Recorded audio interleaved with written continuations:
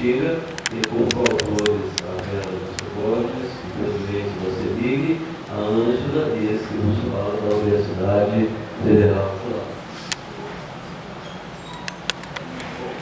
Para situá-los em relação ao Ribeiro de Bexiga, né, ele está junto a uma hidrelétrica Camargo, que é forte, com os indicadores e a capacidade instalada de 45 megawatts. Geograficamente fica entre as cidades de Lavras, em São Lourenço, no município de Bexiga, tem 4.000 habitantes no seu total. Sobre o sistema de produção, eu vou comentar um pouco dele, porque o que interessa são os que vocês estão demonstração nos resultados. Né? O sistema de produção é um sistema comum a todo Ribeiro bem estruturado, de propagação por sementes, por estaquias, por substrato comercial, quebra-dobras quando necessário, replicagem de mudas, semeadura e estaqueamento em verdes com substrato, uso de irrigação automatizada e tudo mais. E, obviamente, depois o transplantio de novo. Bom, a metodologia adotada nesse foram utilizados períodos das principais, planilhas de controle de fornecimento, espécies os dados computados, quantidade de mudas doadas de cada espécie e as cidades beneficiadas. Bom, em 2013 foram produzidas 6.470 mudas de 8 espécies arbóreas e arbustivas. A destinação principal é a rotação planidiária e das 8 espécies, uma nativa e 7 espécies exóticas. No total, 5 são espécies arbóreas e 3 são arbustos. Aqui trago para vocês a relação de mudas produzidas para a arborização urbana. Caricarpa, tá? 154 mudas. Ela tem origem à China, é do grupo arbóreo, com 8 a 16 metros. Calistemo, 352 mudas, tem origem à Austrália, do porte arbóreo de 57 metros. A espelha africana, 1.165 mudas, com origem à Índia, porte arbóreo de 7 metros. Proaiame, 345, com origem de Tírias, porte arbustivo 3 e 4 metros. Hibisco rosa sinensis, 2.839 mudas, origem Ásia tropical, porte arbustivo 35 metros. Farinheiro, a Arpília catártica, 160 mudas, origem África, porte arbóreo 4 a 6 metros.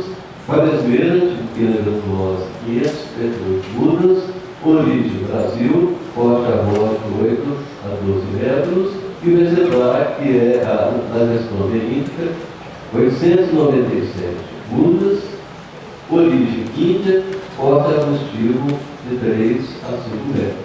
Apenas uma nativa, 5 de porte arbóreo e 3 de porte arbustivo. Gostaria de fazer algumas considerações sobre o exemplar, né, da gestão especiosa, que é uma espécie arbustiva, ela é cultivada através de formas de formação e produção com arbusto, em função das necessidades das estruturas urbanas, principalmente no interior. Né? O interior tem características herdadas de colonização portuguesa. São as casas geminadas, próximas, calçadas estreitas, né, que tem que ser divididas com os postes, geralmente os postes, do tipo cruzeiro ainda, bem antigo, ou seja, o espaço de plantio é mínimo, daí a necessidade da adoção de espécies arbustivas serem conduzidas como espécies arbóreas. Só que no caso do ele é uma espécie arbustiva e durante seu cultivo existe uma tendência do indivíduo, né, de resgatar a sua condição arbustiva, ou seja, muitas plantações na base, e isso demanda trabalho para a manutenção e para que a espécie seja conduzida da forma que se deseja.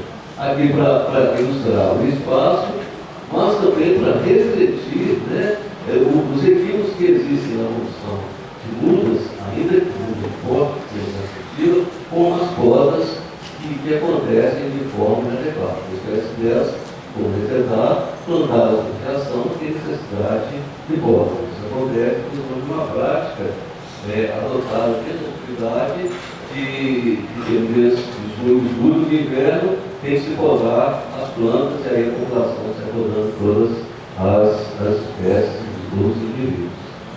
Coisas usadas também, que eu falo, olha, mirim, né, vive do rosa silêncio, duas espécies de rosa pequeno, de caráter arbustivo, mas que nem sempre perde esse caráter arbustivo. Agora, existem questionamentos sobre o papel ambiental dessas espécies de porte pequeno. Obviamente, muito menor do que as espécies de porte médio e as espécies de porte grande. Mas são indivíduos vegetais, né, e que podem ser utilizados em cidades, em ruas estreitas e atender a população que demanda pelo plantio de espécies arbóreas em frente às suas calçadas. Bom, as cidades contempladas, nós temos aqui, ó, a cidade de Belo Horizonte, 1499, depois a cidade de Conselheiro Lafayette, Carrancas, 257, depois Esperança, 445, Lavras, 328, e Explorações, 858. Como as mudas são distribuídas de acordo com o mapeamento, então não tem o critério. Como a serviço está em Belo Horizonte, pelo menos tem mais demanda, né? Obviamente, um número maior de mudas se desloca para Belo Horizonte, mas não tem cidades pequenas como Carrancas também. Em relação à distribuição dessas mudas relacionadas às regiões geográficas dos Estados Unidos Gerais, 44% na região sul de Minas, tá?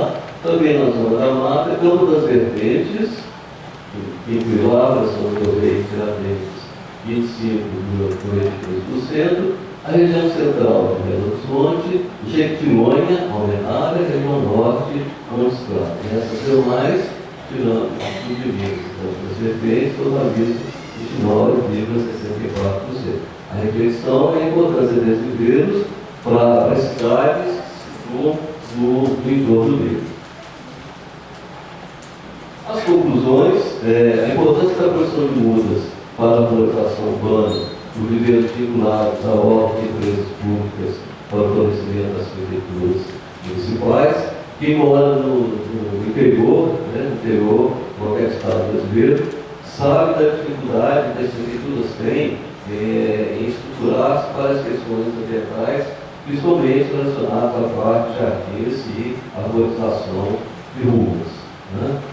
E, em 2013, o potencial produtivo anual do viveiro de Camargo, 10.000 mudas destinadas ao programa de arborização urbana, foram distribuídas 6.470 mudas, correspondendo a 64,7% do total. Após as conclusões, eu gostaria de fazer algumas reflexões. Tá? Bom, as conclusões ainda, já falei sobre isso. Bom, as reflexões. Necessidade de estudo sobre espécies nativas para a floração urbana. E aí eu trago um compilado de cartas geradas no Congresso de Arborização, realizados anteriormente, como o Rio Branco, 2009, Bento Gonçalves, 2010, Recife, 2011, Uberlândia, 2012, Tocantins, 2013, e ainda a carta gerada pelo Encontro de Arborização em Piracicaba, São Paulo. Bom, essas cartas, obviamente, em função do tempo, de poucos slides que devem ser apresentados, eu fiz um resumo do que eu achei mais importante para essa reflexão. Tá? Programas regionais sejam desenvolvidos para difundir o conhecimento de espécies nativas em todo o país, junto às unidades de ensino, dos diferentes níveis, bem como junto a profissionais da paisagem, produtores rurais, produtores e a população em geral. Deve ser considerado como um fator fundamental da melhoria das condições ambientais e também como perspectiva promissora do agronegócio brasileiro. As instituições financeiras deveriam realizar linhas de crédito especiais para a produção de mudas de espécies nativas. Deve-se fomentar a organização de redes de cooperação entre produtores nos diferentes estados brasileiros, incentivando a criação de postos de produção de mudas de árvores nativas para atendimento aos diferentes municípios.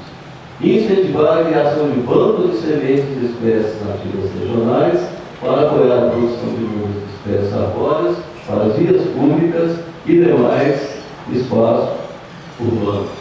As universidades e institutos de pesquisa, apoiados pelos órgãos de fomento, deveriam investir em pesquisa sobre conhecimento da biologia do comportamento de espécies nativas para apoio técnico aos produtores de muitas espécies. Incentivar o planejamento e construção de áreas verdes públicas em cidades, contemplando o plantio de espécies nativas, implementando condições que assegurem a preservação das mesmas. Incentivar municípios a legislarem a favor do plantio de nativas, 2/3 da arborização seja contribuída por espécies arbóreas de cada estado e pelo menos um terço do total seja composto por espécies autóctones. E aqui, nesse 18º Congresso Brasileiro de Arborização Urbana, nós tivemos algumas referências do presidente Roberto Clemente, quando ele contou algumas coisas sobre políticas públicas para a arborização urbana, a necessidade de georreferenciamento de espécies autóctones. Né? Na verdade, nós estamos falando de georreferenciar e estudar essas espécies. Do Marcelo Leorete, um caso interessante, ele fez referência aos poucos estudos sobre árvores nativas passíveis de arborização urbana, baixa diversidade e disponibilidade de espécies, medidas insuficientes para fomentar a produção de mudas.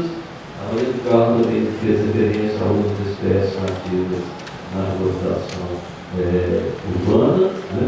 E uma manifestação do Marcelo Leorete foi o espanto dele de ter identificado na Embrapa estudo de apenas 8 espécies nativas, no país de dimensões continentais como o nosso. Meu tempo está tirado, mas é relacionado ainda à questão das espécies nativas, e como vocês viram, esse é um assunto recorrente dos congressos de arborização urbana, e que deve fazer parte da Carta do Rio de Janeiro.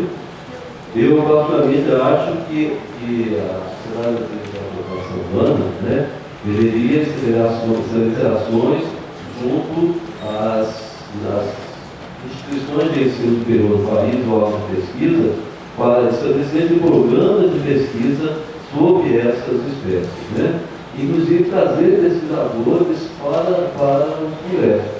Criar uma rede de pesquisas e para que isso pudesse fortalecer, né, o estudo de espécies nativas dentro da própria sociedade brasileira de arborização urbana, para o estabelecimento dos grupos de pesquisas, porque o que mais me assusta com as mudanças climáticas e com as secas que nós temos já mencionado.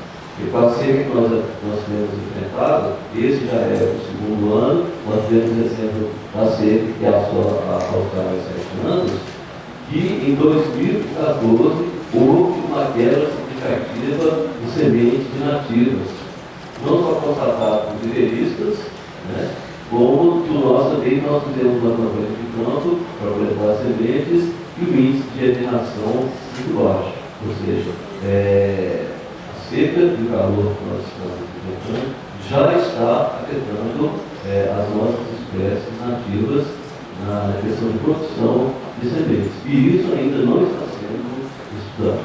Eu teria uma série de coisas para comentar com vocês, realmente o tempo é curto, mas acho que consegui passar 80% do que eu planejei. Agradeço muito a atenção e a oportunidade de estar aqui com vocês. Muito obrigado.